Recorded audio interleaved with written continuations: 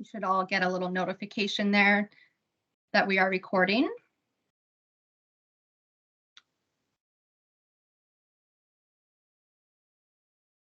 Perfect. Okay. So I would like to extend a warm welcome to everyone in attendance this evening. I am Fanny St. Hilaire, Sector Technical Coordinator with the BCLNA. 2021 was a challenging year for many as we experienced another year of the pandemic, its extreme weather events, constricting supply issues, and many others. Despite these challenges, the effort to eradicate Japanese beetle from the Vancouver area has remained a top priority for project partners. We are very appreciative of the landscape and horticulture professionals that were working within and around the regulated area who continue to remain diligent and committed to the program. The cooperation and efforts of landscapers, industry organizations, and professional horticulturalists are crucial to the success of eradication and reduced spread of Japanese beetle in British Columbia.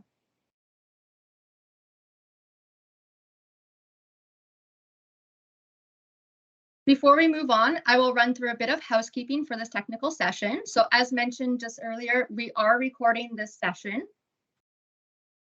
This session is being recorded and will be shared with the horticulture industry. This is a webinar event, therefore all attendees do not have access to microphone or camera. This is to reduce interruptions to the program. The Q&A period is reserved for the end of the session. Questions can be submitted via the chat. You click on the chat icon here and you can type in your question, submit it, and the questions will be answered in the order in which they are received. Once all questions have been answered from the chat, we will then take questions from the floor for those who wish to speak instead. Use the raise your hand icon and a BCLNA staff member will unmute your microphone and ask you to present your question. You will then be muted once again after your question has been satisfactorily answered. So you use the reactions icon and then there's a little raised hand. And also changing your view. So you can change the layout of your screen. You select the more icon with the 3 dots, and from there you can select various layouts of the gallery to suit your preference.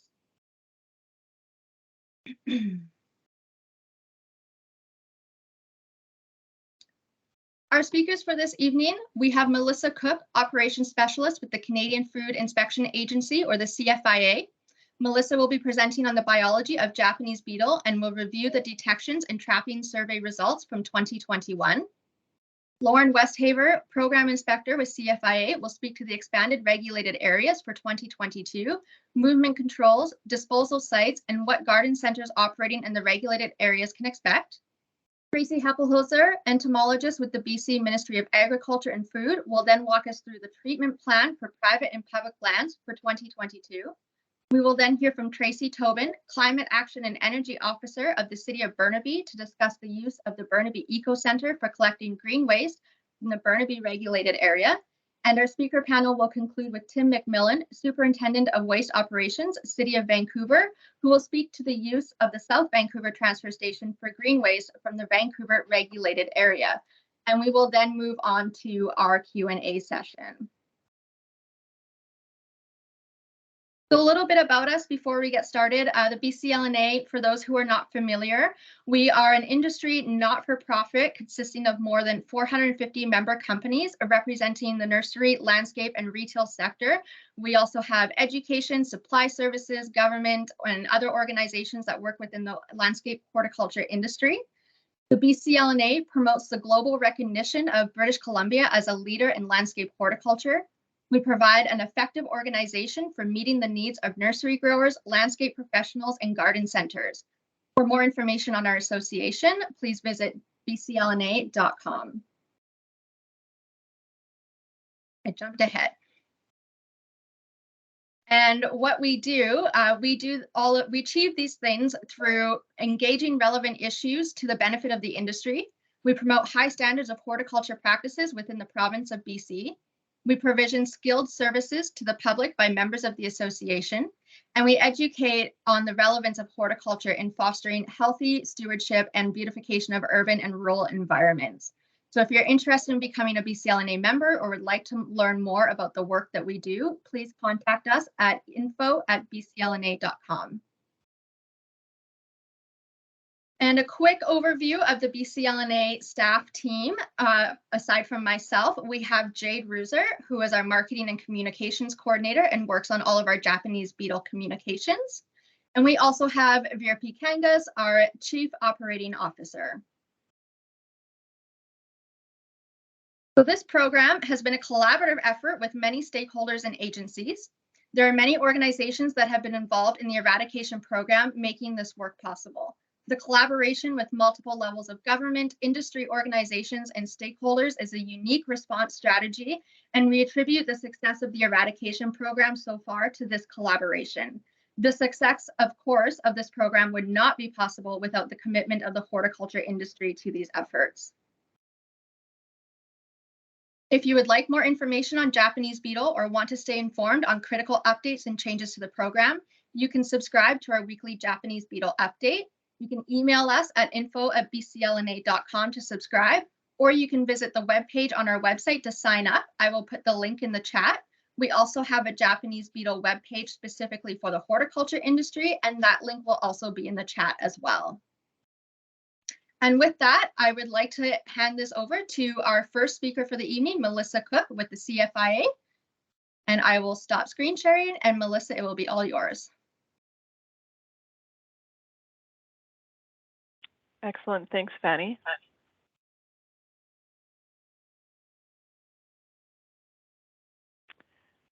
Before I start presenting, can you just confirm that you can see my screen? Yes, we can. Perfect, all right. So as Fanny mentioned, my name is Melissa Cook. I'm a plant program specialist inspector with CFIA, and this is my 5th year as the surveillance and data lead of the Japanese beetle eradication. And my co-presenter is Lauren Westhaver. She's a plant program inspector with CFIA. So for those of you that don't know, this is our 5th year for the Japanese beetle eradication response. And as Fanny mentioned, that this has been a collaborative approach to in response to the spread of Japanese beetle in British Columbia, that when it was first detected in 2017. So I will be providing an overview of the Japanese beetle distribution and its biology, followed by details on our surveillance program and our survey results to date. And then Lauren will provide information on the movement restrictions for plant material and for soil. So Japanese beetle is a regulated and quarantined pest in Canada and in the United States. It's originally native to the main islands of Japan. It was introduced to eastern North America in specifically New Jersey, United States, and is now widespread in eastern North America. As you can see here from this map from iNaturalist, on the East Coast, there is a very large population of Japanese beetle, as well as in eastern Canada. So this, since the detection in Canada in Nova Scotia in 1939, CFIA has been conducting an annual surveillance program for this pest, and it's conducted in support of the policies and programs related to the Plant Health Policy Directive D9615, which is the phytosanitary requirements to prevent the spread of Japanese beetle, Popillia japonica, in Canada and the United States. And so this survey is conducted in order to clarify the distribution of Japanese beetle for regulatory purposes.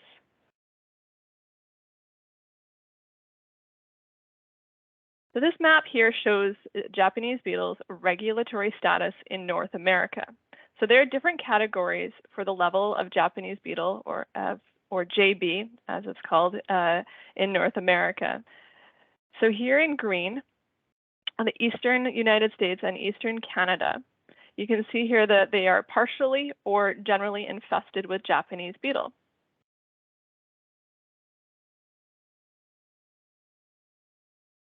And then when we look at the states on the west coast of the United States, these are considered pest-free from Japanese beetle, so Oregon, California, and Washington.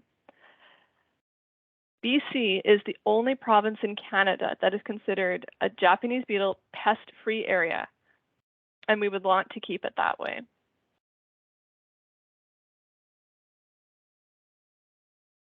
So Japanese beetle was first detected in July of 2017. It was detected near David Lamb Park in the False Creek area of BC.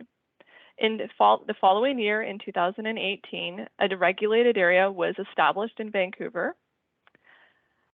And in 2021, Japanese beetle was further detected in south of that existing regulated area, as well as it was detected in Port Coquitlam and in Burnaby, outside of the previous regulated area.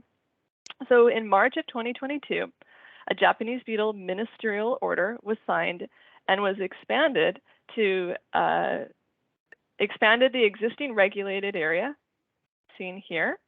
As well, a new regulated area was created in Burnaby, seen over here on the right side of the map. So with the establishment of the regulated areas, BC is still considered pest-free from Japanese beetle. So what is Japanese beetle, Popillia japonica? Let's talk a little bit about the biology of this destructive pest. So the larvae are about 2 to 3 centimeters long when fully mature. They have an off-white color and a C-shaped body, and they have 3 pairs of legs. The adults are approximately 10 millimeters by 6 millimeters wide. They have a metallic green oval-shaped body with bronze outer wings. And so the mature beetle is approximately the size of a dime. The adult beetles are capable of flying short distances, about 100 to 200 meters. And but if they are able to catch the wind, they're capable of flying upwards of 8 kilometers. Most of the time, the flight is random, except in response to chemical stimuli from food plants, or it's to pheromones that are emitted by the Japanese beetle females.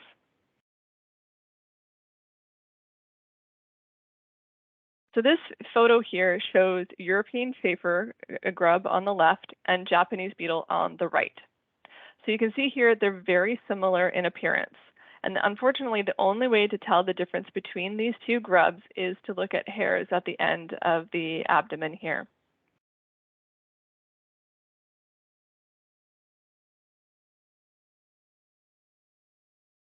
So the key difference between Japanese beetle and chafer beetle, aside from their morphological differences, is that Japanese beetle is both in its larval state and in its adult form causes significant damage compared to just chafer beetle, which is a pest in only its larval stage.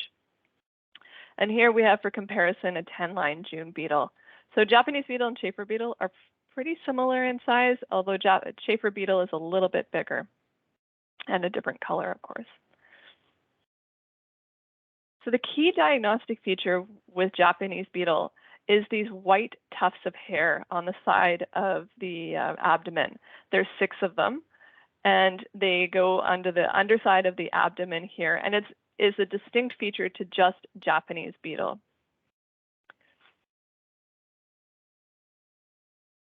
So there are 4 life stages to this pest: the egg, 3 instars, a pupa, and an adult, as shown in this photo.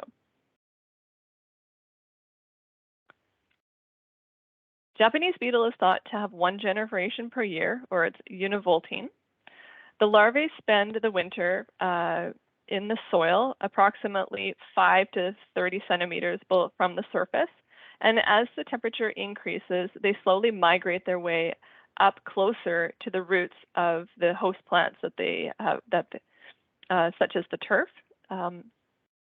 Once the larvae are fully grown, they will pupate in the soil in May or June, and they spend about 2 weeks in the pupation state before they emerge as adults in late June and into July. When the adults emerge, they begin flying when the temperatures exceed 21 degrees Celsius. So the adults are active for approximately 6 to 8 weeks. During this time, they are mating, they are feeding on fruit and flowers, and the foliage of a variety of different plants. Over a lifespan, a single female can lay upwards of 60 eggs in the soil, approximately 2 to 5 centimeters below. Once the eggs hatch, which takes about 2 weeks, The larvae begin to feed on the roots of the turf, and they continue to feed throughout the summer, slowly increasing in size.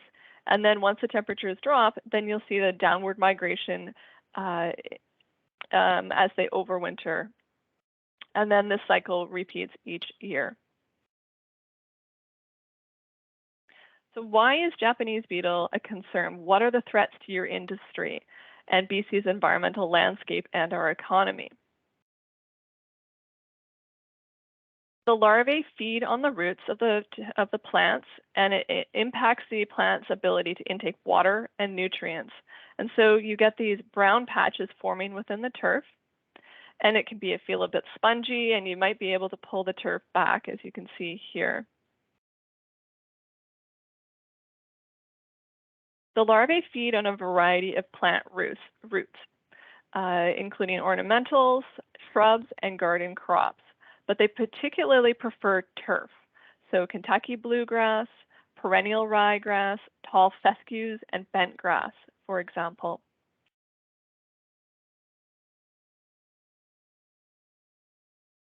So the adult damage is very distinct. The adults are known as skeletonizers. What they do is they feed on the leaf tissue between the veins, and so they leave the veins behind. And what happens is that the attacked leaves begin to look quite lace-like, and they eventually wither and they die.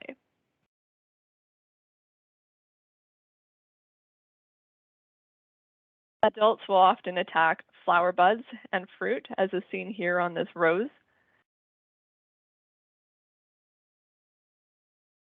Here's damage, I believe this is on Persicaria. Again, you're getting that feeding between the leaf veins, as well as attacking the flower.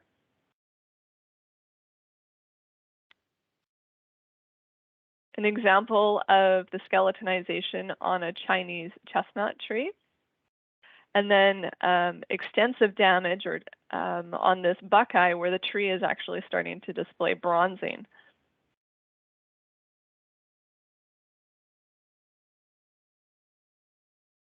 So feeding is most extensive on clear summer days when the temperature is between 21 degrees Celsius and 35 degrees Celsius, with a relative humidity above 60%,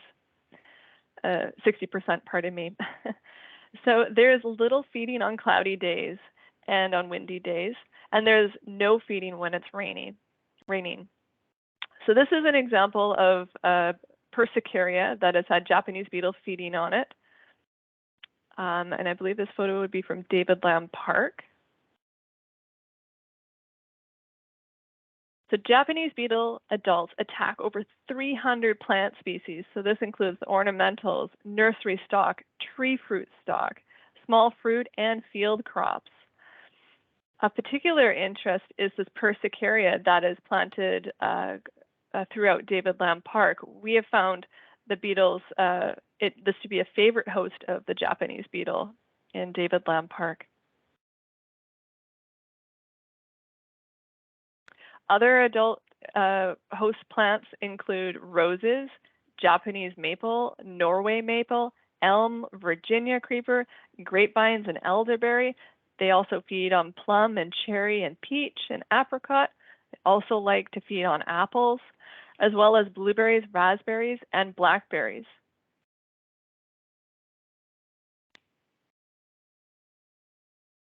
So if Japanese beetle was to spread, it could cause damage to lawns, landscapes, golf courses, gardens, and parks, as well as harm BC's agricultural sector.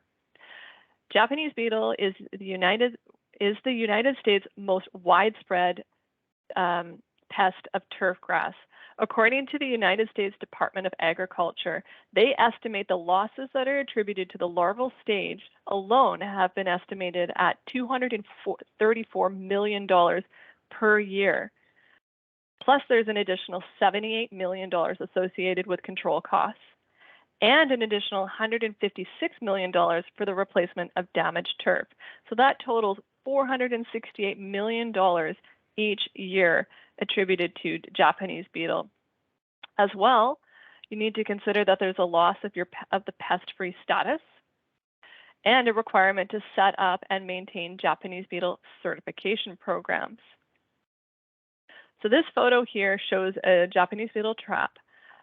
Over the span of several hours, this bag has become completely filled with probably thousands of Japanese beetles in an infested area. And I think this is probably near a golf course or maybe a park.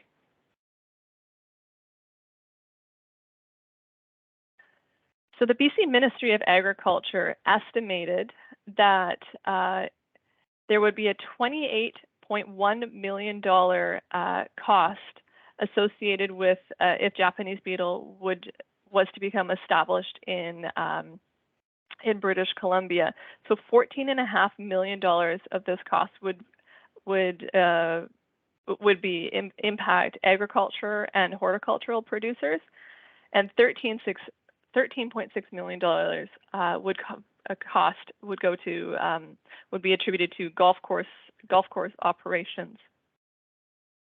So this estimate is a conservative estimate, as it's based off of a pest from Australia called light brown apple moth, and that pest was only caused damage in the larval stage, versus when we look at Japanese beetle, it causes damage both as an adult and as a larva.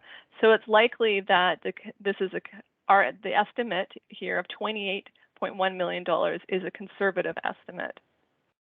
Either way, the bottom line is that if Japanese beetle was to establish in BC, it will have a substantial economic impact.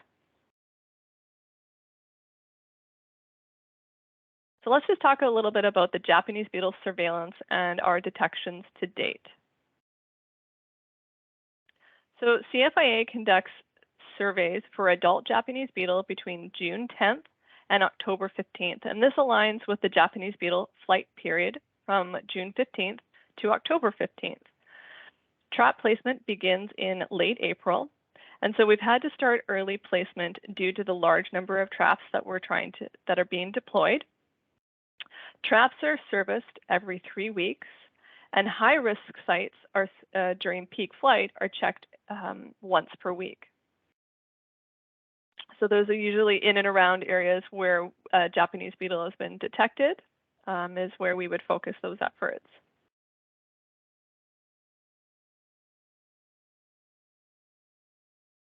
So the traps we use here are seen in this photo below. So we use green or yellow winged vanes over a funnel, and then it connects to a collection cup. So there's a variety of different styles here. The lures that are placed on each trap contain a floral lure at the top, and then at the bottom a rubber septum, which is the sex pheromone. All of our traps have a tag that is attached to them and explains what they are, and asking for the traps to be left alone, and because of the importance of these traps in detecting Japanese beetle. So if you happen to see any of our traps that are damaged or that they have fallen or maybe missing, please report it to CFIA as soon as you're able to. When it comes to where we set our traps, we generally set our traps on the ground. So by that I mean we set them between 1 to 2 feet above the ground or the host. We also set traps in tree canopies, and we also set traps on rooftop gardens. So we have a variety of different ways in which we deploy our traps. So this slide is just about our canopy traps. So to address trap theft and vandalism, CFIA inspectors started to place traps in tree canopies. So in 2020 and 2021, we actually observed that canopy traps were catching more Japanese beetle than the ground traps. And so this might be attributed to the feeding behavior of Japanese beetle, where they start at the top of the host and then work their way down. It might be because canopy traps receive more consistent sunlight compared to the ground traps, or it could. So there's several different factors that contribute to why they are catching more beetles. Regardless, the canopy traps require more work to set up and to check, and as such, they represent a smaller proportion of the traps that we set up each year. So here you can see a small canopy trap, and I believe this is actually on a rooftop garden as well.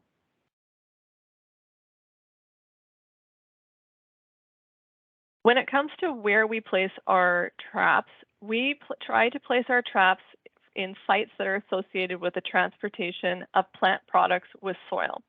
So we target hosts that are near nurseries and plant retailers. We also target golf courses, public parks and gardens. We also place traps at airports and border points, also at yard waste disposal sites, sod farms, as well as rail terminals and truck compounds.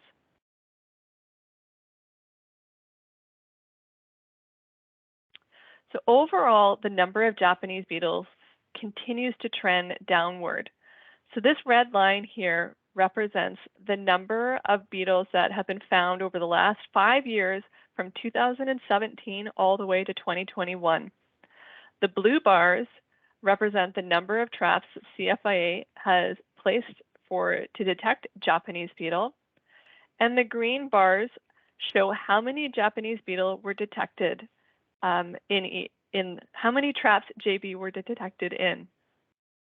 So in 2017, that was the first year that Japanese beetle was detected in routine CFIA surveillance. We found a total of 958 Japanese beetle in 42 traps. And the total number of traps that we set out was 1,425. In 2018, we found a total of 8,274 Japanese beetle in 98 traps, which is a very large amount. And we set out 2,088 traps. At this point, we also had found several beetles west of the regulated area that was established in 2018. So the ministerial order was revised to include Stanley Park and Kitts Point. In 2019, we had a substantial drop in the number of beetles, where we detected 1,157 beetles in 51 traps. We also deployed 2,344 traps. Of note, there were no beetles found around the 2018 positive in Delta, and there was no detections in the in UBC where a beetle was detected in 2017.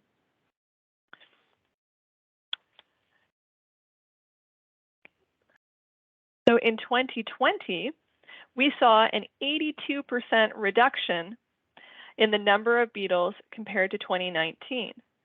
We only found 214 Japanese beetle in 39 traps, and we deployed a total of 2,507 traps. So this includes 2 Japanese beetle that were found outside of the regulated area, one in South Vancouver, and then another in the Riverwood neighborhood of Port Coquitlam. From 2017 to 2020, the detections themselves were centralized in Davidland Park and in the False Creek area of Vancouver. So in the next couple of slides, I will be discussing the 2021 survey results. So this slide here shows Davidland Park. And so this is where the majority of the beetles were being found. In 2020, 81% of the beetles were found in Davidland Park. As well, as I had previously mentioned, so this is the Falls Creek area of Vancouver. This is where we were finding the majority of the beetles from 2017 to 2020.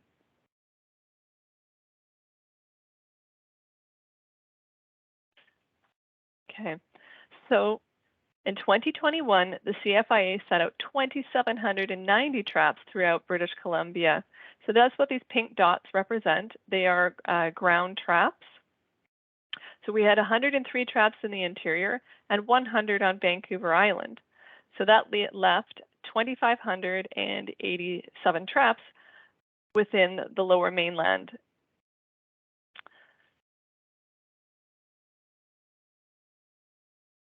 In 2021, 79 beetles were detected in 45 traps in British Columbia. So this is a 65% reduction compared to 2020. Of the detections, 29 were detected inside the previous Japanese beetle regulated area. So imagine it's this area right here.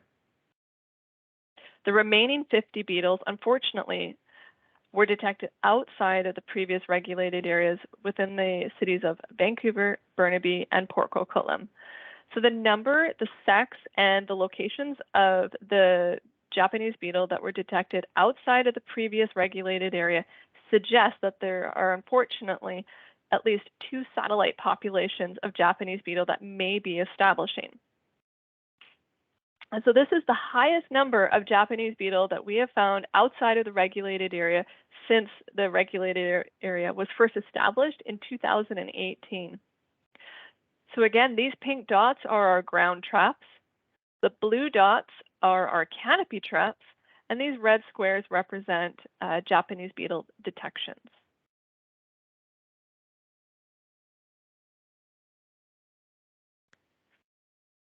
So this map shows the Vancouver area. The red squares are our positives. This dark blue area is the previous regulated area. So in Vancouver, 29 beetles were found inside the regulated area, while 44 beetles were found outside the regulated area, approximately 3 kilometers south of the previous regulated area. So when we look at the previous regulated area, it's primarily a business district, including there's arts and entertainment and sports venues. There's a lot of tourist sites like Stanley Park. And the residences that were in this area were primarily condominiums and stratas. Many of the buildings having large, high-risk irrigated upper story or rooftop gardens. But when we look at the area that's outside the previous regulated area, these are mostly single-family residential properties, as well as property amalgamations, which have implications for treatment and a higher risk of soil movement and a need for movement controls.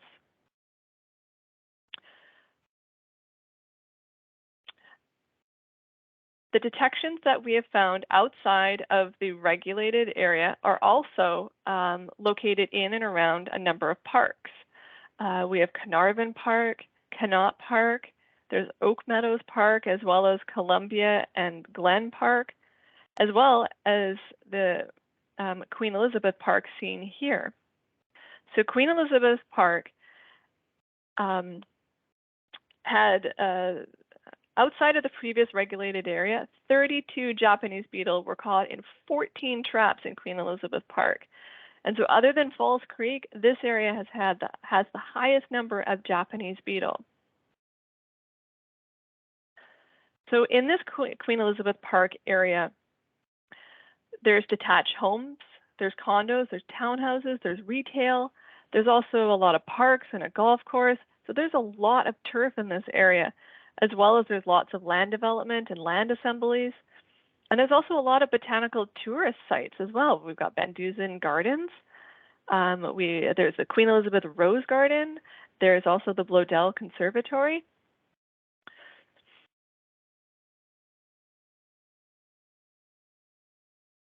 Okay. So let's just talk a little bit about the detections that were found in Burnaby and Port Coquitlam. So again, the red squares represent positive traps, and the pink circles represent the ground traps, and the blue represent traps that were placed in tree canopies. So in total, 5 Japanese beetle were found in Burnaby, approximately 14 kilometers east of the previous regulated area in Vancouver. This is the first year that we've detected Japanese beetle in Burnaby. And there was one Japanese beetle that was found near the end of the season and in Port Coquitlam, and it was approximately 3 kilometers southwest of a single Japanese beetle detection in August of 2020. So the Port Coquitlam detection is approximately 24 kilometers from the previous regulated area in Vancouver. So a little bit about the detection area in Burnaby. So this is the Burnaby Lake area.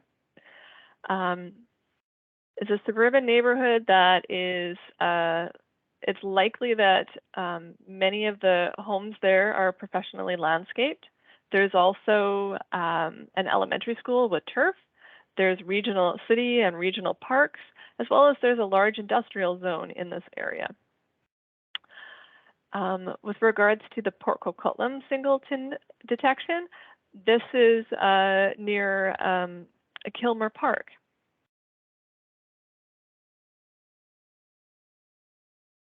So in summary, for the 2021 data, we only found 79 Japanese beetle, and that's a 65% reduction from 2020. Unfortunately, more Japanese beetle were found outside of the previous regulated area than were found inside. So we had 63% of all the Japanese beetle were detected outside of the previous regulated area. As well, more Japanese beetle were collected in canopy traps compared to ground traps, and we also had 2 Japanese beetle found in 2 traps in rooftop garden traps.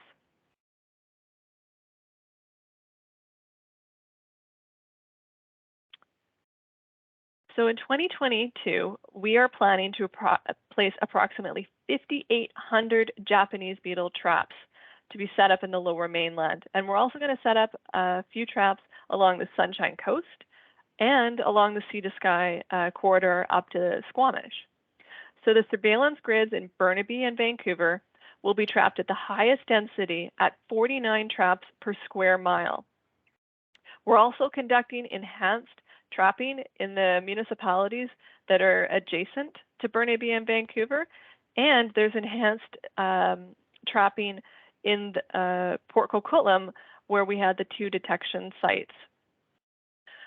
So we are essentially doubling our surveillance grid for Japanese beetle for 2022.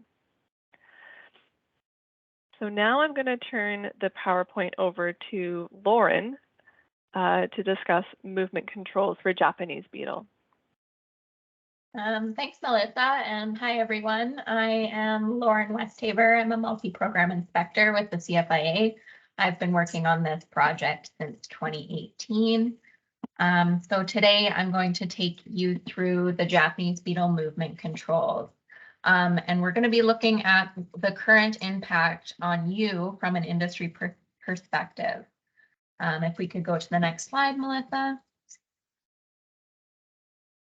So in March 2022, as Melissa had mentioned, the CFIA expanded the JB regulated area in Vancouver and created a new regulated area in Burnaby.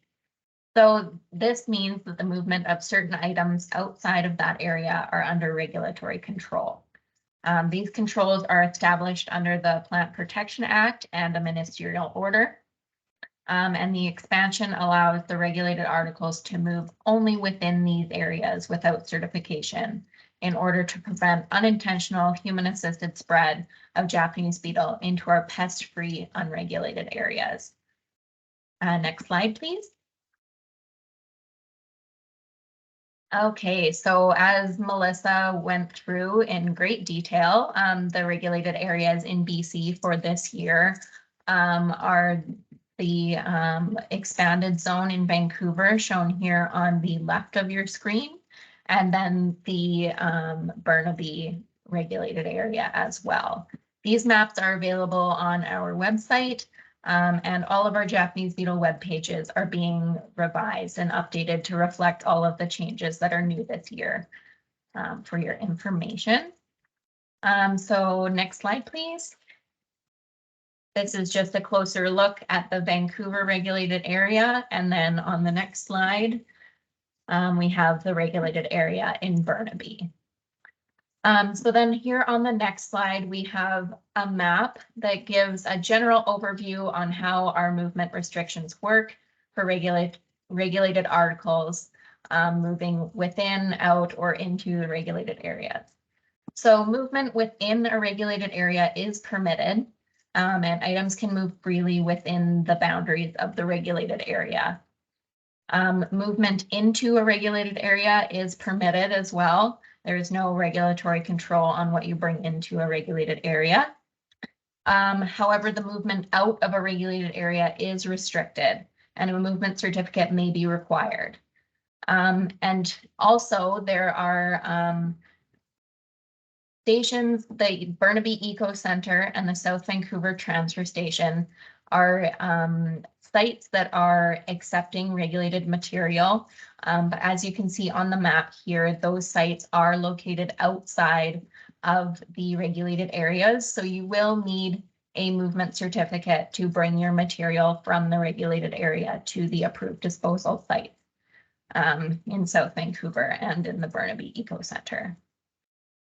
Next slide, please. So going over the regulated articles. So what we determine a regulated article to be is a thing that is infested or likely to be infested with Japanese beetle when originating from a regulated area. So these regulated articles include things that might be a pathway for the movement of Japanese beetle eggs, larvae, pupae, or adults. So these things include soil of any depth that is regulated year-round. We also have plants with soil that's regulated year-round. And then we have plants and above ground plant parts that are substantially free from soil. And we regulate these during the Japanese beetle flight period while the beetles are flying from June 15th to October 15th each year. So in light of these restrictions we have in place, you may need a movement certificate depending on the project you're working on, and you need it to move all regulated articles. So next slide, please. So a question that we get quite a lot is about what it means to be substantially free from soil. So we have articles that we declare as substantially free from soil that are only regulated between June 15th and October 15th. So we consider these substantially free from soil articles to be cleaned, brushed, shaken, or washed. And then the maximum size of an individual clump of soil has to be less than 12.7 millimeters or half an inch in diameter. So that's the qualification you have to look for to be substantially free from soil. And then we can go to the next slide. So with that in mind, we have the materials that are regulated during the flight period. So above ground plant parts are restricted between June 15th and October 15th because that's when the adult beetles are flying. So here's a visual representation of the material there. And then articles that we determine regulated year-round are rooted plants with soil because Japanese beetle larvae are present almost year-round in the soil, and we determine those to be the highest risk pathway of movement. So then if we go to the next slide, there's a table here just showing you everything that is regulated and the year, the time of year that you will need a certificate, and just a little bit of a guideline for you moving forward.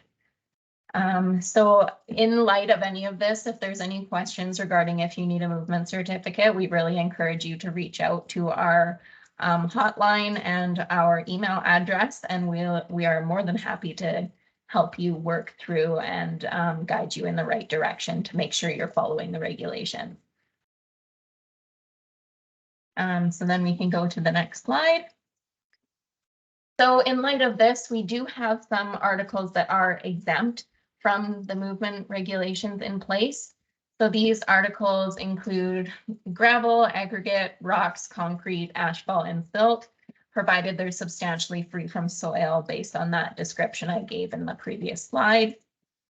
And then we have branches, trunks, sticks, and wood with no leaves attached that are substantially free from soil.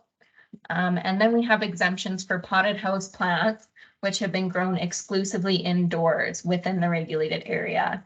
And they're exempt as long as they have not been placed outdoors or used as patio plants at all. And then we have green waste that has been chipped or ground that's substantially free from soil. We deem this exempt as well. All right, we can go to the next slide. So to continue on with some exempted articles, we have cut flowers and decorative branches, which were commercially produced outside of the regulated area and are sold in florist shops. We have fresh fruits and vegetables for consumption, commercially prepared and packaged growing media produced outside of the regulated area and sold within the regulated area. So soils at somewhere, a retail location. And then we have articles transiting through the regulated area. These are exempt as long as they are not stopping within the regulated area. All right, we can go to the next slide. So as Melissa described the biology and life cycle of Japanese beetle, that leads us to the differential periods of what types of material are regulated.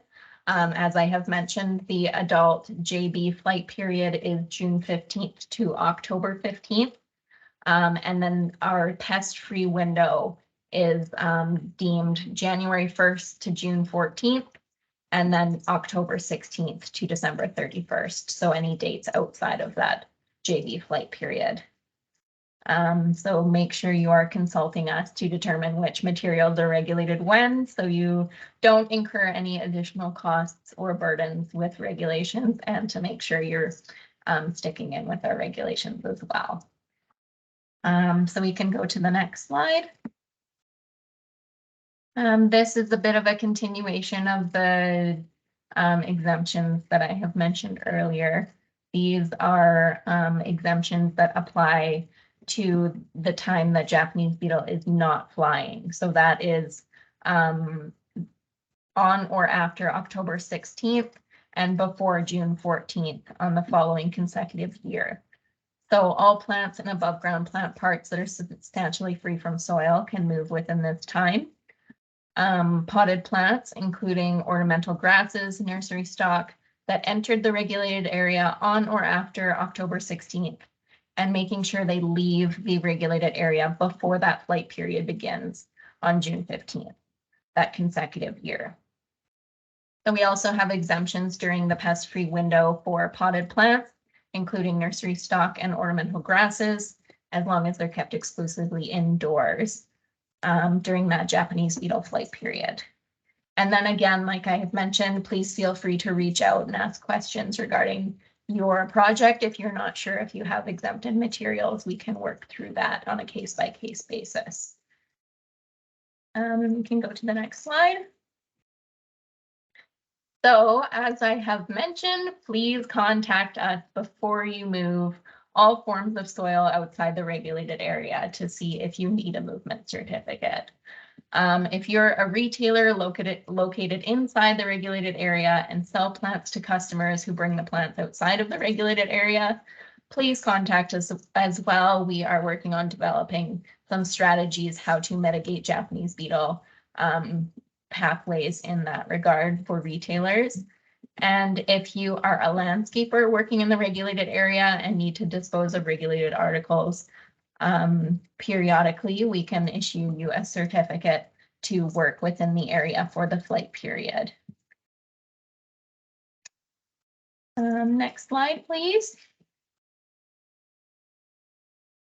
All right, so we have some instances when you may not need a CFIA issued movement certificate.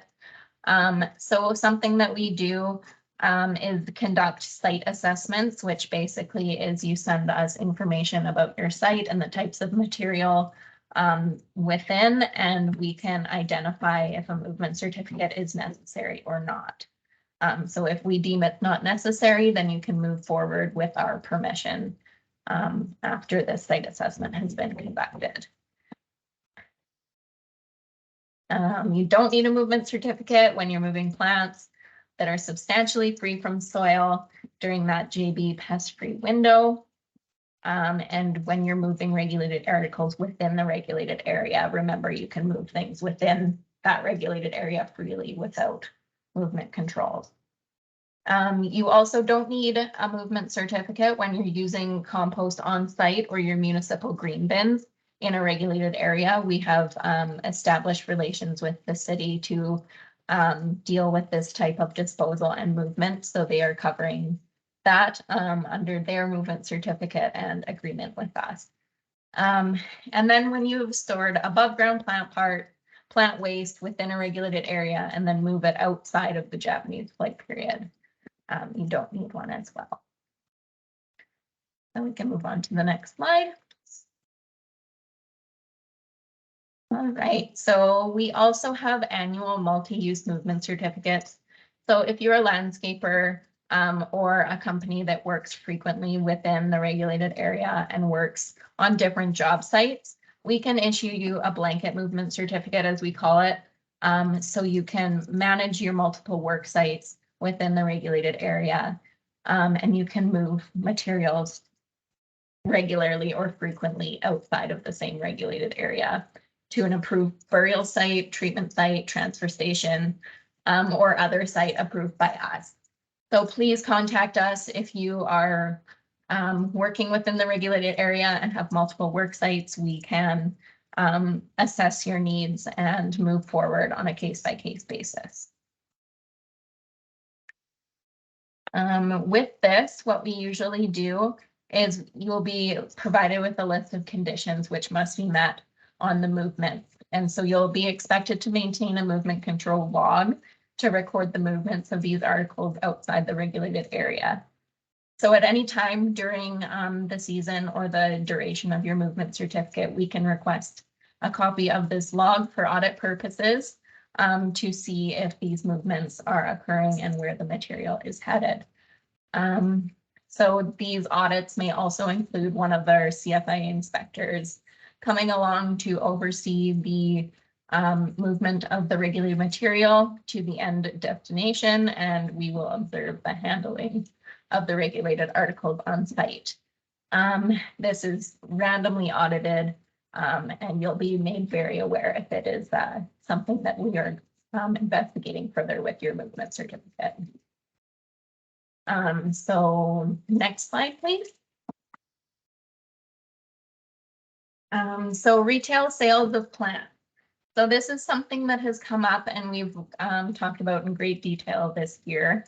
If you're a retailer located inside the regulated area and sell plants to customers who may bring the plants outside of the regulated area, we have some mitigation options that we can work with you to maintain this compliance with the regulations, and we'll assess your situation and work with you to identify your options. So please reach out to us through our communication pathways, and we can work to do this. So some of our options for this retail sales of plants include keeping them exclusively in an indoor area during the Japanese beetle flight period. Then those plants can move outside the regulated area. We also are considering that if retail plants can undergo a regulatory treatment, as per our directive, we can issue a movement certificate to the retailer, and those plants that have been treated can move under the certificate. We are also considering if retail plants were produced in compliance with the Japanese beetle pest-free greenhouse and screenhouse program, as per the directive D9615. A movement certificate will then be issued to the retailer, and those plants can move outside the regulated area. We also have a list of plants that are considered low risk, and those plants can move outside the regulatory area under the following conditions.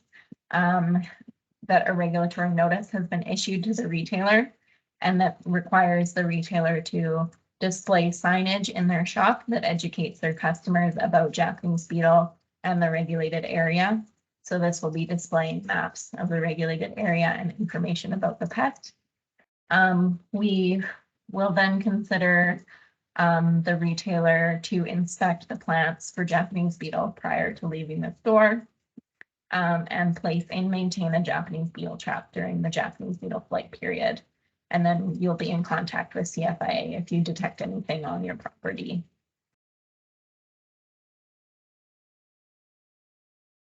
Yeah, so if there's any questions about this, please put them in the chat and we're very happy to answer them.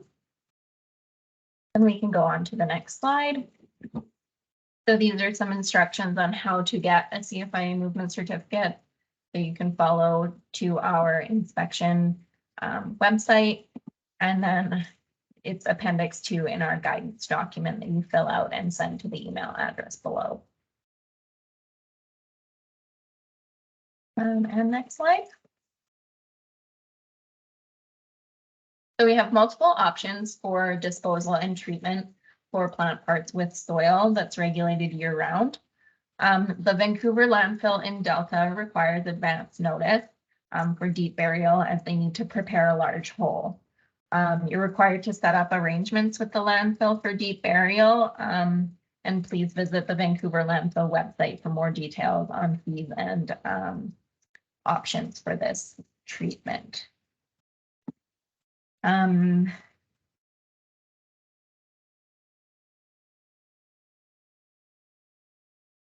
just a reminder, it's for the soil originating within the top 30 centimeters of the surface and not beneath an impermeable surface, that these will need to go for deep burial.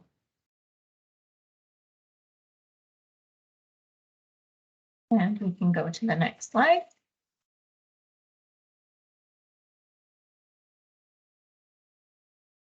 All right, so disposal and treatment options for soil.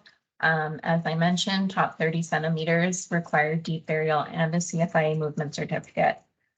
Soil that's deeper than 30 centimeters or under an impermeable barrier does require a movement certificate, but you do not have to comply with any other disposal regulations. You can take the material as per your usual disposal. So as of now, the Vancouver landfill in Delta is currently only the approved disposal site for large amounts of soil. And it's your responsibility to contact the landfill and set up your deep burial time. Next slide, please.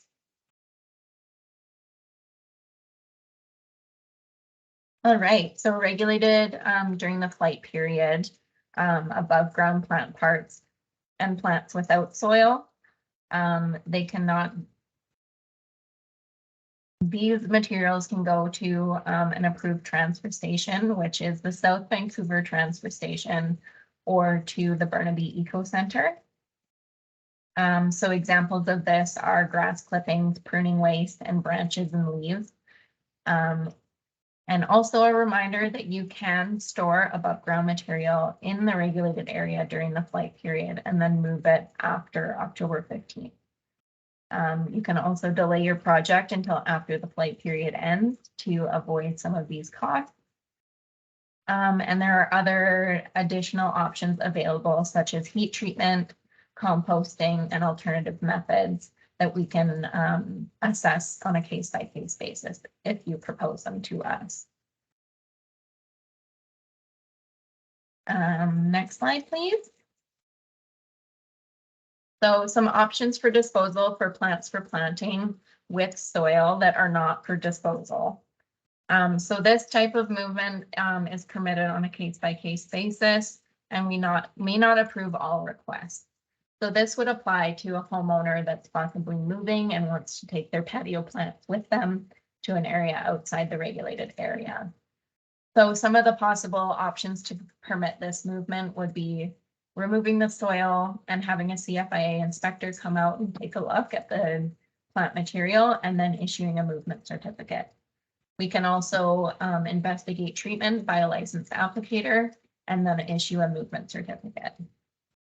And then other inspection activities of the plant from the root ball, in addition to a movement certificate.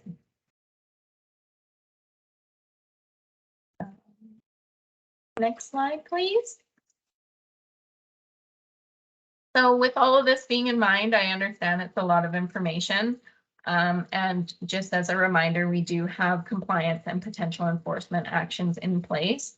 CFIA is the regulatory body that enforces the Plant Protection Act, regulations, and associated orders. One of the enforcement options is to issue an administrative monetary penalty, which is a notice of violation with a warning, and it can include a penalty. Penalties for individuals can range from $500 to $1,300 and $1,300 to $10,000 for violations committed during the course of business. Next slide, please. So wrapping up here, what you can do. So the most important thing is vigilance and support, and your compliance are needed. Review and implement strong biosecurity practices on your day-to-day operations. Find out if you need a movement certificate before you start working, and learn about the restrictions in place. Spread the word. Talk to your coworkers, talk to your staff, make sure everybody's aware of what's going on. And you can report suspect Japanese beetles to us through email if you can send a photo or let us know where you have found them. And then that is everything. The next slide has our contact information on it, and our email. So you can feel free to reach out to us with any questions or inquiries about movement controls. And that is everything for the CFIA presentation for the Japanese beetle biology and movement controls. So I will turn off my mic here, and Melissa will stop sharing the screen, and we can move on to the next speaker. Thank you, Melissa and Lauren. It's very informative. Again, anyone who might have questions while they come to you, you're welcome to put them in the chat throughout the presentations, and we will address your questions at the Q&A period. And next, I would like to invite Tracy Heppelhauser from the Ministry of Agriculture. Hi, Fanny, can you hear me okay? Yes, I can. Okay, I'm gonna start to share. Hopefully I'll pick the right slideshow. There. Perfect. Okay, so hopefully you can see my title page there. Yes. And I'll continue. So I'm Tracy Heppelhauser with the Ministry of Agriculture, and we just had a name change, so we're called Agriculture and Food now. My email and phone number remains the same. So today I'll just talk briefly to you about the treatment areas, a little update on applications, and then when costs for treatments can be covered for private lands and when it is not, and how to get more information.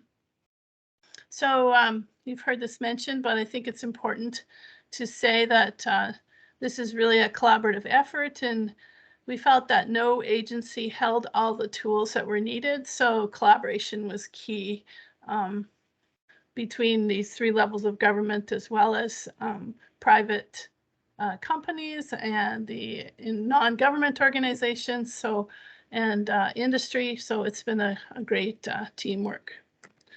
So our goal remains the same, and has been since we started this, is that if we put a bit more effort in now to prevent establishment and spread of this pest, hopefully we can prevent ongoing and expensive efforts in the future.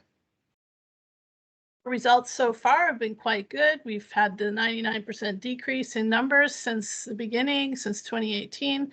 So that's great. And this link goes to some of that information that you just saw from Melissa. The survey information is on their website. And so our treatment how we tell if treatment is working is by how the beetle numbers look in the traps the following year. So, so it looks like our treatments so far are working. Of course, you've heard now that they're not confined to the Falls Creek area of Vancouver, which is the bad news. So, rolling out the 2020 treatment program, a notice to treat was issued for public land treatments to the cities of Vancouver, Burnaby, and Port Coquitlam in February. And those were issued from the province, as we have a provincial regulation also for Japanese beetle. And then the treatment of public lands began in April.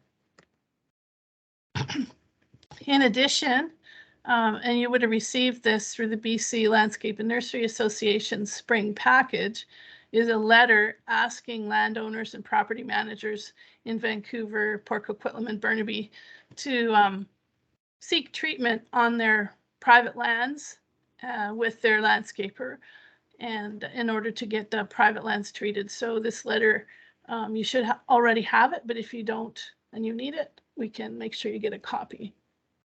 And it's served us well in the last few years, and it's helped the landscapers communicate on this issue. So the new areas, this is a shot of all the areas, and you can see all the little blue circles and blue lines designating the treatment areas. And the way I'll see if I can use my pointer here. Laser pointer. Oh, look at that. So there's Vancouver. And our goal is to treat all turf within 200 meters of a 2020 or 2021 beetle catch location. So if it's a circle like this, that means there would have been a beetle catch in the middle of that circle. If it's kind of a bumpy, weird shape like that, then there'll be more beetles caught within that area. Here's a more close-up of Vancouver. And you can see a lot of these treatment areas are kind of focused around a park. And so that teal in the center is parkland, and there's Queen Elizabeth Park, which we talked about earlier. And here's Falls Creek, where the epicenter used to be, and it's looking like we're getting good control in that area. There's a close-up of the Burnaby location, Government Road, Piper Ave. Not a very big area, but there are still quite a few properties in there. And Port Coquitlam, the two spots, north and south, straddling the Highway 7. And the scary thing about these detections are right across the river is agriculture land, and we really don't want it to cross the river. The treatment for larvae has been with an application of acelepryn. Only one is needed per year. Soil drench in the turf into the root zone once a year in spring and early summer, though the label does allow for treatments all the way to September if needed. We're doing, in addition to just the ground level turf, we're also treating some upper level turf and landscape beds and areas right around positive trap catches to try to be conservative in our treatments and make sure that we're not missing anything.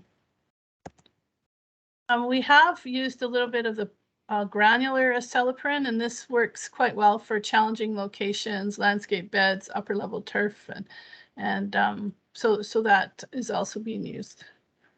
And here's a little bit of information about the product. It's a Group 28 insecticide, novel mode of action. It's been registered in Canada for a while now, and we're all starting to become a bit more comfortable with it, but it does have Japanese beetle, European chafer, and some other insects on the label. And it's a really low toxicity product, as it doesn't have any toxicity to mammals.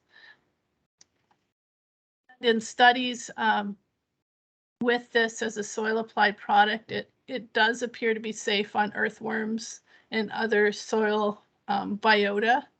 There is a requirement, of course, to keep it out of the water, so we're quite careful with that during the applications. So compared to some of the other comparable or products that are used for a similar purpose, acelepryn has no measurable impact on predatory or decomposer arthropods or earthworms. So that's seems to be a great fit for urban environments. So what's to be treated? In general, solid turf with no gaps. So boulevards, parks, even landscape beds, particularly in this enhanced areas. So where the beetles have actually been found, the landscape beds and planter boxes are also being treated. Green fence lines, yeah, treat those. Even these small little patches could potentially harbor larvae. Now this is a crushed gravel substrate, and that's not generally considered to be a good place for the Japanese beetle to lay eggs, so this would not be treated. And basically, if you're on the fence about whether you should or shouldn't, I would err on the side of treat it. Here's just some more examples. Ornamental grasses, yes, treat. If it's not ornamental grasses and it's not in an area of high concern, then maybe it doesn't need to be treated, but in the enhanced areas, I would say yes. Now, for a few years, we did use the foliar product for adult beetles, and that was Beetle Gone, the Bacillus thuringiensis product. And we used that in areas where we did see beetle feeding. So those were very specific locations around David Lamb Park, for example. But because the beetle numbers are so low going into 2020, I'm not sure we'll be using this. But it is one that we have used before. So I would encourage you to certainly keep an eye out for any suspect feeding and let me know if you see it. But we haven't seen it in the last couple of years. So the treatments began April 1st, and they've gone quite well. Most of the public lands are done now, and private land treatments are underway. And I've just put the websites for the cities, and so if you want to check those out, you can see what the cities are saying, and they've got some information about what their dates of treatment are and so on. So it's kind of a helpful reference. And one thing we found to be really important is the signage in the public areas. And we've peppered the treatment areas with signs, and we've really felt that help, especially in the public lands, not so much in the private, but in the publics. And it's really helped out with helping people to know what's going on. And sometimes we fence the parks off, but not very often. And this picture is kind of interesting. It shows the boom sprayer that the city uses to treat the big parks, but what I wanted to really show you is how many signs they put out to try to remind people to stay off the grass during treatments. Here's a truck sprayer, which is usually what we use, or usually what has been used for most of the treatments, especially in private lands. Cost for treatment.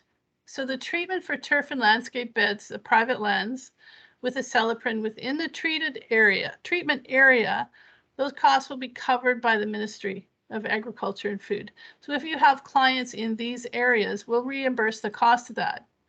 But we ask that the landscapers seek permission to treat. Because there's no order to treat on private lands, there's only an order to treat on public lands. So it is actually voluntary to treat on the private lands. And then the ministry would be invoiced directly, and that client would not need to worry about the paperwork. And so I would encourage you to talk to me if you have questions about this, and I'll show you just a little bit more about that. So how the process would work if you're planning to treat, this is a bit about planning to treat verification and progress reporting. So the main applicator companies we've been working with are Bartlett Tree Experts and Paris-Based Landscaping, both out of Burnaby. But every year we have a few others that do a handful of properties here and there. And so in order for the applicators to get paid, talk to me first, and we'll make sure that the areas that you want to treat are, excuse me.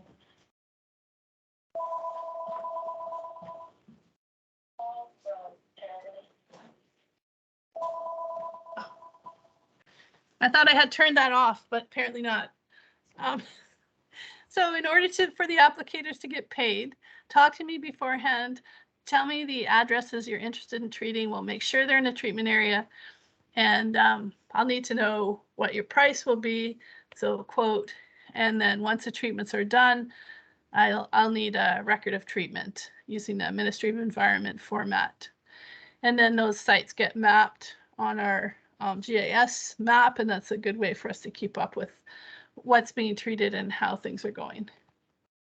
Here's an example. Ministry of Environment has a new form up on their website, which I think should be fairly straightforward. It has the basic things like locations, target, species, trade name, all that stuff. The thing it doesn't have on there is area treated. And I'd really like to have that, the square footage or square meters or whatever, because it helps us to keep track of how many acres are getting treated and keep track of the costing and all that stuff. And for the upcoming years, well, the trapping results in 2022 will tell us how successful we were in our treatments in 2021, but they'll also give us an indication of what the treatment zone will be in 2023. So as the numbers continue to drop, our treatment area will also drop. The guideline is 2 years of no beetles means eradicated. So that's our goal. And then an area can be removed from the treatment zone. So CFIA will, of course, continue to survey as long as Japanese beetle is a regulated pest. And so we'll be able to continue to keep watch for this insect even after our eradication program is complete. So here's some information. This is just a screenshot of our website at the Ministry of Agriculture. And here's the short link. And I would encourage you to check out our partners' websites as well. And here is my contact information if you have any more questions. I think that's all I have. Fanny? That's great. Excellent. Thank you so much, Tracy. And up next, we have Tracy Tobin with the City of Burnaby, and I will bring up the presentation here. Hello, Tracy. Hello, hopefully everyone can hear me. Yes. Perfect.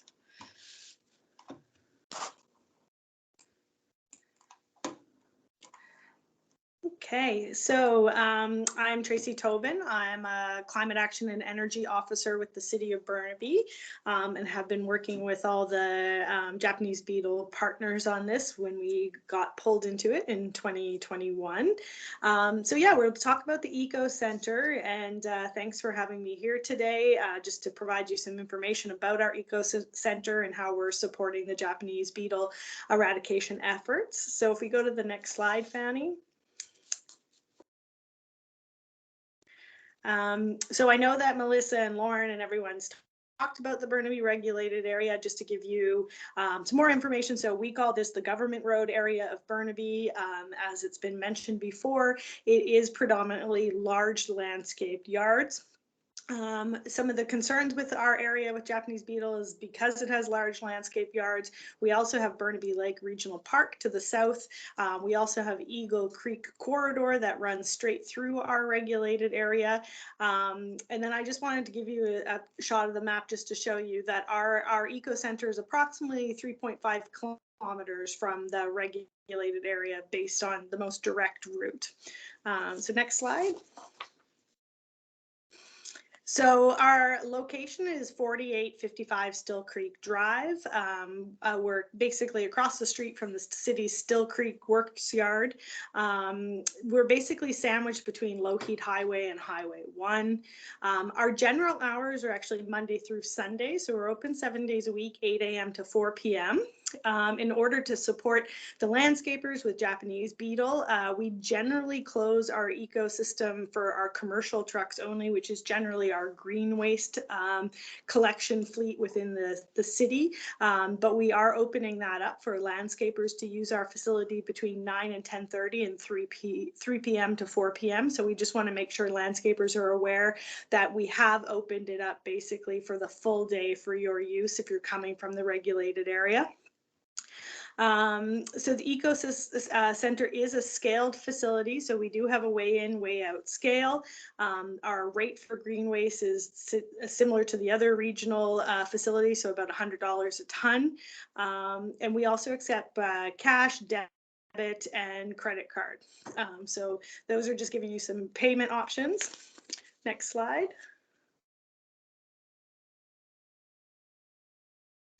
So what do we accept at the Eco Center? So we do take grass clippings and leaves. We take our small branches up to 4 inches in diameter. We take plants and flowers, whether you know, it has small amounts of soil or not. We also take clean wood waste. So like, you know, if you had like clean offcuts of wood and things like that, we do accept that material. So if any landscapers do come in with any clean wood waste, we do accept that material as well. Unfortunately, due to constraints at our facility, we don't accept any soil at the moment, except if you're bringing in those rooted plants with the small amounts of soil that, you know, you've shaken before you took it to our center. We will accept it in small volumes. Next slide. Just to give you a better overview of how you're getting to the Eco Center. So I wanted to bring this map up. So on the right hand side, you'll see where the, you know, tail end of the regulated area is on the western border. The best route right now to get to our Eco Center would be taking Lougheed Highway. You would want to take the Kensington Avenue on-ramp to Kensington Avenue, take Sprott Street, Norland Street, and Douglas Road to Still Creek. The reason for this is just south of Lougheed Highway on Douglas Road is closed to northbound traffic. So it's closed right now through a major construction project. So I don't have a time when that's going to be open, but I'll be able to let Fanny know if that one becomes open, because it is a better route to take Lougheed directly to get to Douglas Road, opposed to go through Kensington Avenue. That is a high concern for us because it's a large landscaped area, lots of turfs and parks and soccer fields. But unfortunately, just due to construction and the timing, this is the best and quickest route for you to get to our Eco Center.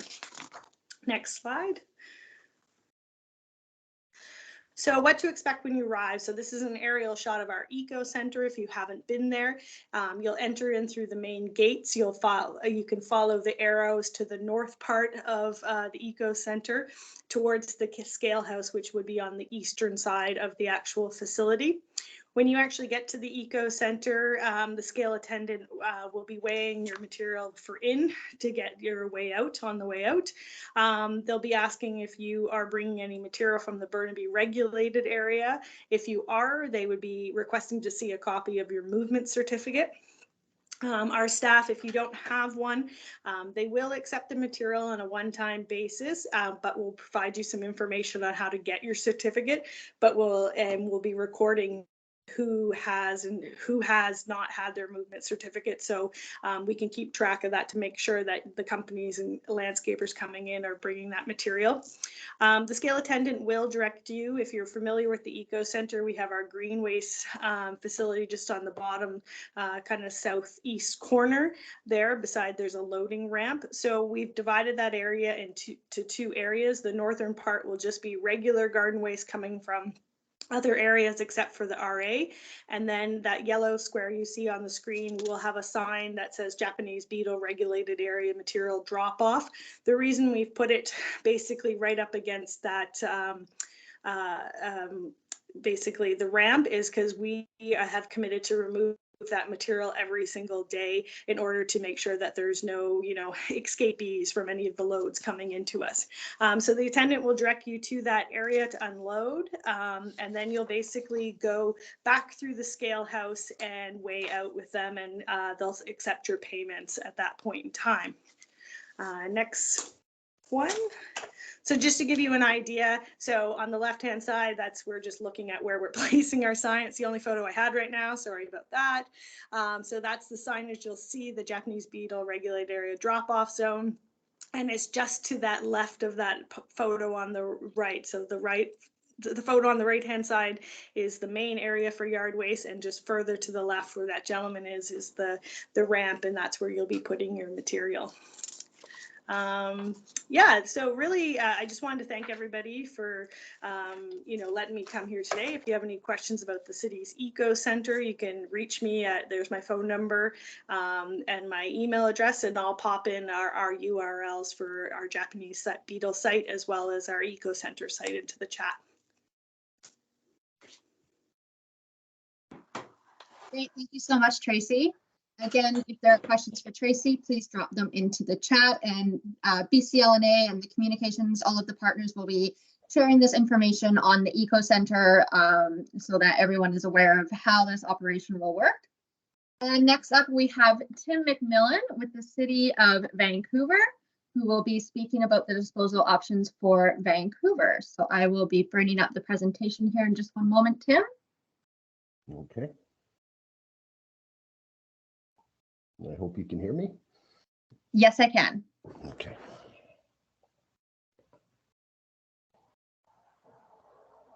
Okay, and my screen should be up there. Floor is yours, Tim. Perfect. Thank you very much. Good evening, everybody. Thank you for having me this evening to the technical session for the 2022 Japanese Beetle campaign. My name is Tim McMillan. I'm an operations superintendent with the City of Vancouver, and I manage our city residential, commercial, garbage, green bin, and parks pickup for the city. I've been involved in the Japanese Beetle eradication campaign with the city and the overall committees since the beginning, and I'm happy to be here today. So next slide, please. And the next slide. Thank you. So as you may have heard throughout the presentations today, which were very informative, there are a few changes for the 2022 season. The biggest one is the expansion of the regulated area in Vancouver and the inclusion of the Burnaby regulated area. So as you might have heard earlier in the presentation, the Vancouver South Transfer Station on Kent Avenue, which is located at 377 West Kent in South Vancouver, has been approved to accept Japanese waste or material from the Japanese regulated area by CFIA. Since that has occurred, this year we will not be opening the transfer station or the temporary transfer station that was located on False Creek, but material that is coming from the new regulated area this year will be going to the Vancouver South Transfer Station on Kent Avenue, partly because the capacity there to handle larger quantities of green material is much greater. The hours there are enhanced. They were open 7 days a week, and there's bigger opportunities for volumes and for industry to bring their material. So as I mentioned, the transfer station on Kent Avenue is open 7 days a week. They're open as opposed to the temporary transfer station at False Creek was only open Monday to Friday from 2 to 6 o'clock, which was a part that was quite limiting. The transfer station in South Vancouver is open 7 days a week with enhanced hours. We also have more enhanced payment options there for members of the industry that have transferred or taken material there previously, and for established accounts at the transfer station, we'll now be able to use those as well. Next slide, please. So we saw this earlier today, but the enhanced regulated area for 2022 in the City of Vancouver is up on the slide. You'll see there in the north where the temporary transfer station that was established early on in the campaign is now closed. It was a very small area and it was meant to be a temporary facility. And we just could not handle the material that would be coming from the regulated area. It's a small area that would not take the volumes or be able to take the anticipated traffic that would be there. On the bottom of the slide here, you'll see where the Vancouver South Transfer Station is located. Oh, and you can go to the next slide. So as I mentioned, location and the address for the transfer station, or we call it the VSTS, is at 377 West Kent Avenue North in Vancouver. And you can see the map there. So basically it's south of Marine Drive between Cambie and Main Streets. When you're approaching the transfer station, because it is a divided lane there on Kent Street, you have to come from Manitoba or the Main Street direction and be traveling westbound and turn right into the transfer station. Next slide, please. So again, moving to the Vancouver South Transfer Station offers enhanced hours and flexibility for industry and residents that may wish to visit the transfer station with a movement certificate. We're open 7 days a week, with the exception of Christmas and New Year's Day, but enhanced hours, so 5:30 in the morning to 7 at night, and on weekends from 8 a.m. to 6 p.m. Next slide, please. So basic instructions, nothing here has really changed from previous years, but perhaps you're new to the campaign. For residents that are living in the new enhanced regulated area, for landscapers working in a regulated area, it's strongly encouraged that you do your best to keep any green material, soil or sod on site if at all possible. So if you can mulch grass materials or keep dirt, etc., on site, that's the best option.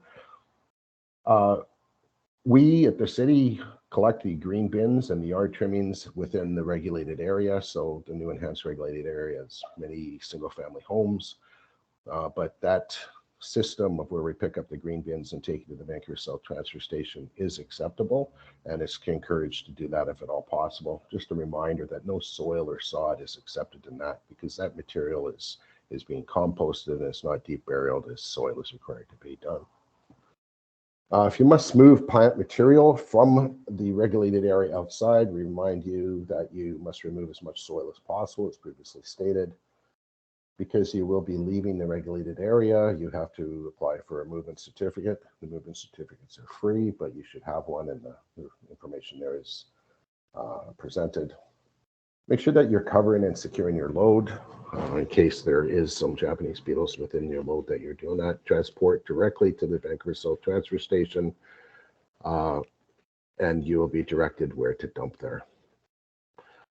The Vancouver South Transfer Station as well, just like Burnaby, as mentioned before, accept a very, very small amount of soil. So as with previous years, you're encouraged to shake all your trees and bushes, any kind of material that you'll be bringing there, make sure that the soil is removed from it. We will accept a half wheelbarrow, up to a maximum of a half wheelbarrow of soil at the site. If you do wish to move soil in any larger quantities, you'll have to obtain a movement certificate and take it to the landfill for deep burial. Next slide, please. So as mentioned, CFIA has approved the Vancouver South Transfer Station for disposal of green bin materials. So our residential collection, which I manage, will now, instead of going to the incinerator, will be going to the Vancouver South Transfer Station. And the materials that will be accepted there, very similar to what we heard from Burnaby, will be taking grass, leaves, and plant remains for above ground. Again, those are regulated during the flight season from June 15th to October 15th. Take branches. So this is a new opportunity where you can bring larger material that was not accepted in the Falls Creek Transfer Station. So up to 45 centimeters in diameter and 2.6 meters long. We do also accept clean, unfinished wood. So any solid wood, wood pallets, unpainted or untreated, free from glue. If it has small nails and screws, that is acceptable. It gets separated in a process. Next slide, please.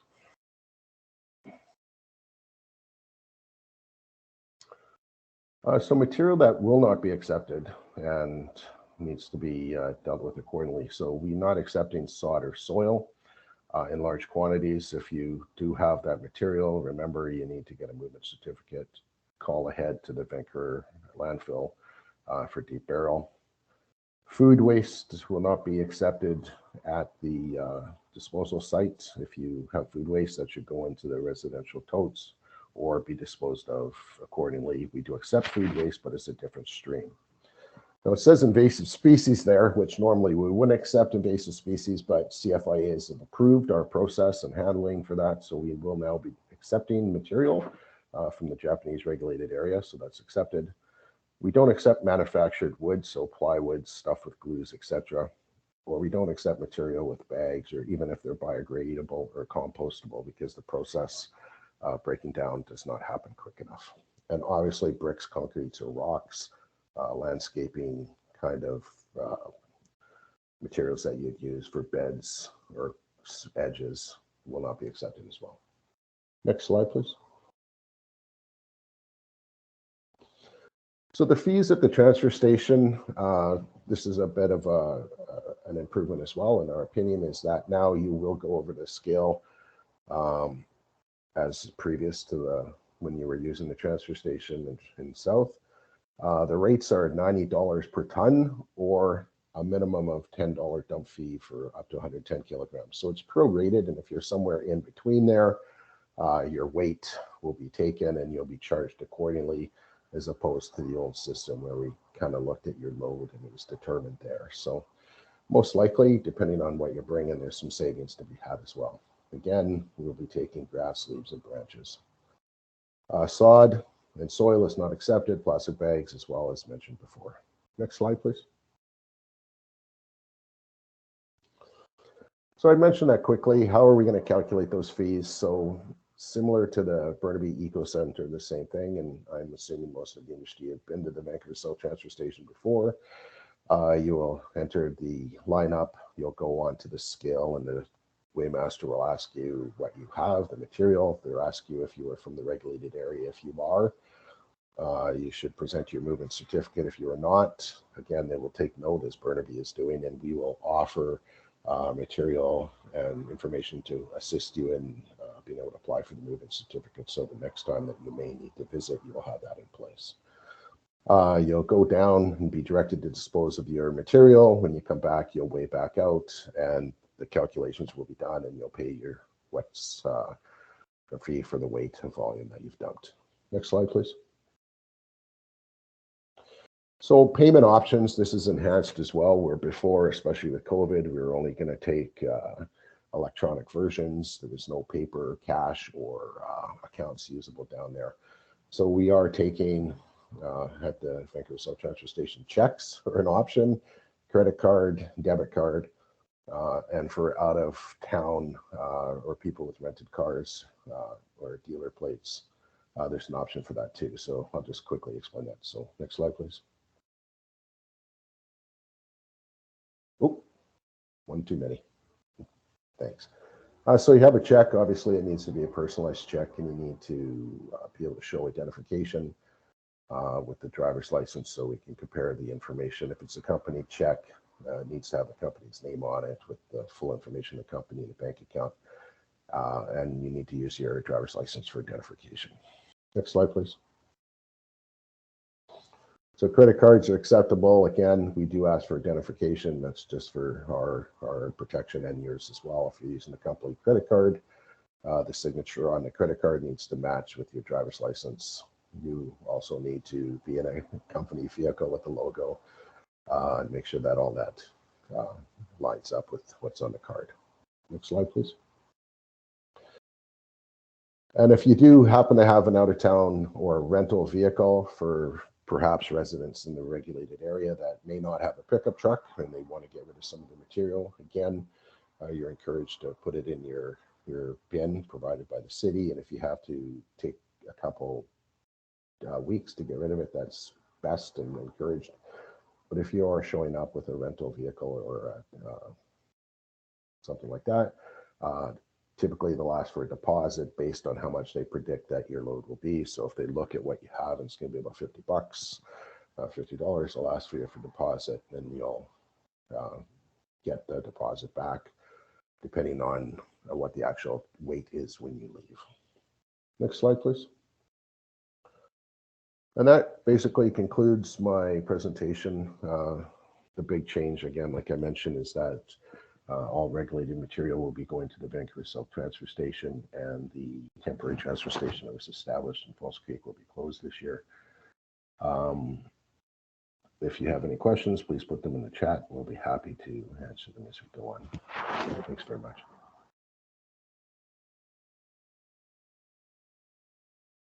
Thank you, Tim. So that concludes all of our presentations for the evening. So we will now move to our Q&A period here, questions and answers. So again, you're welcome to put questions into the chat, and then we can open up the floor. If you would like to ask your question directly, you can raise your hand and we will unmute you. So we'll just go back to the beginning. There were a few questions. There was a question around the temporary transfer station, which I think has been addressed. So thank you, Tim. Question for Lauren: if green debris or with plants, leaves, or grass is taken from outside the regulated area in an open air pickup truck bed, for example, into the regulated area, would it then be considered contaminated, or can it safely move back out of the area? And I believe there was a reply from Lauren, which I will read as well. And then Lauren, if there's anything further that you want to add to that. The reply was, we always encourage tarping your truckloads to mitigate the spread. In this case, as long as the material in the truck bed is free from soil, it can move freely in and out of the regulated area between the flight period of the outside of the flight period between October 16th and June 14th. However, as soon as the flight period begins on June 15th, this material will be subject to the regulations as soon as it enters the regulated area. It would therefore need a movement certificate if it is stopping in the regulated area for any period of time. Lauren, anything further to that, or I think that answered it pretty sufficiently? Yeah, no, I have nothing unless the person who asked the question has any further clarifying questions. Okay, great. Yeah, if you need any further clarification on that, Darren, please let us know. There was a comment with concern from a landscaper about landscapers that are traveling perhaps to the North Shore when they're finished the work at the end of the day and not being able to use the temporary transfer station, and perhaps some concerns around the risk of the spread of JB. I don't know if maybe CFIA just wants to comment on that, or if there's any comments around some of the considerations around the risk when we approved the South Vancouver transfer station. Or Tim, I don't know if there's any further comments to that.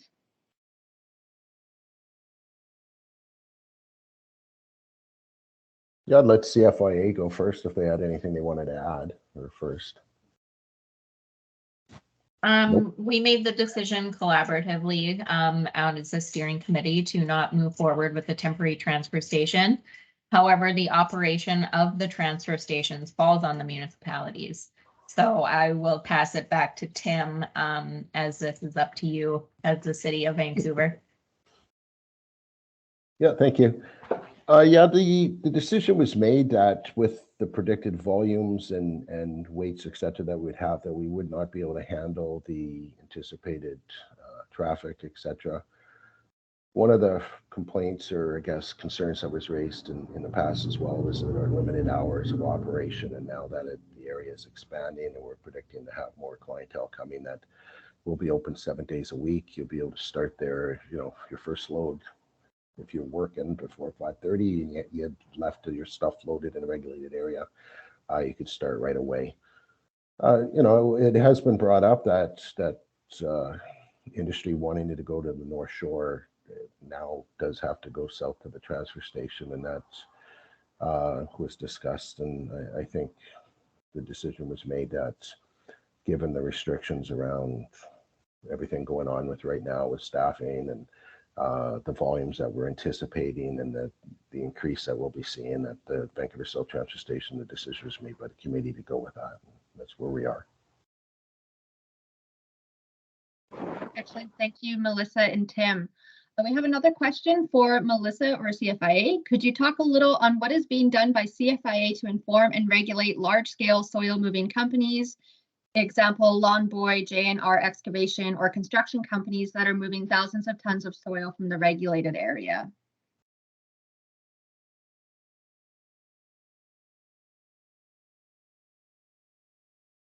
So just like any other landscaper or homeowner in the area, they would be subject to the same movement controls and regulations as everyone else. So they would contact us through our communication channels and apply for a movement certificate this way. And depending on the nature of the material, they may be exempt from deep burial if it's underneath an impermeable surface, or one of the exempted articles that I had talked about before, or if the material is going for disposal, it would need to go to the Vancouver landfill as described.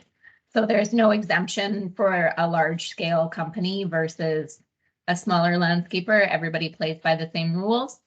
So we try to stay as consistent as we possibly can in determining our regulations for different companies and landscapers. It's all the same for everyone all around.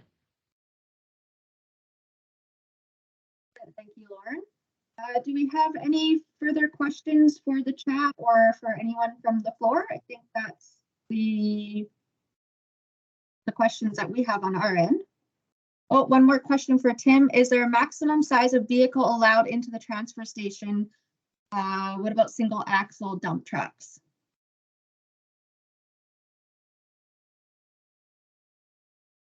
You're on mute, Tim. Let's try this now. Sorry about that, everyone. Yeah, we do have the biggest I've seen down there would be like a single axle or quite frequently we get like F550s down there that have dump boxes. So I believe it would be acceptable to do that. Yeah. Excellent, thank you. I will just give another moment to see if there's another question that populates in the chat.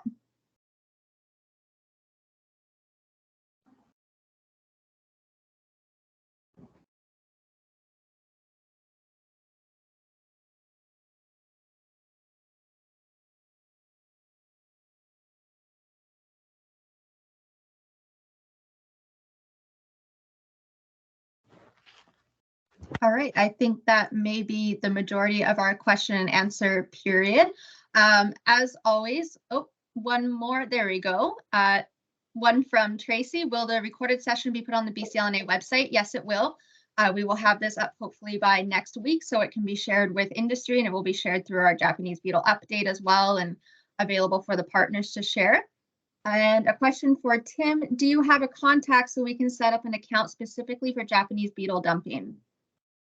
So that should be coming up on the City of Vancouver website where you can apply for an account if you don't already have one. But I will make sure I have that information. I'll provide it to the group here so that they can send it out to their members. Great, excellent. Thank you. And for if there are any questions that come up, obviously after the fact, there was a ton of information here tonight. You're welcome to reach out to BCLNA, to myself. I believe my personal email, direct email is in the chat, as well as info@bclna.com. And we will then either direct you to the appropriate party for a response or answer the questions that we can. We are the conduit for industry to the eradication program.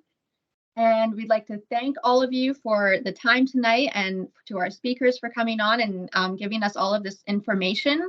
We will continue to send out resources and share information as it develops. I know a lot of these changes are big changes that have a significant impact on landscape operations. So we will be working to ensure that you're all informed and able to plan for a successful summer season while also helping us keep Japanese beetle from spreading. So thank you, everyone, and thank you to our speakers. And I hope you all have a wonderful evening. Thanks. Thank you. Okay, have a good evening, everyone.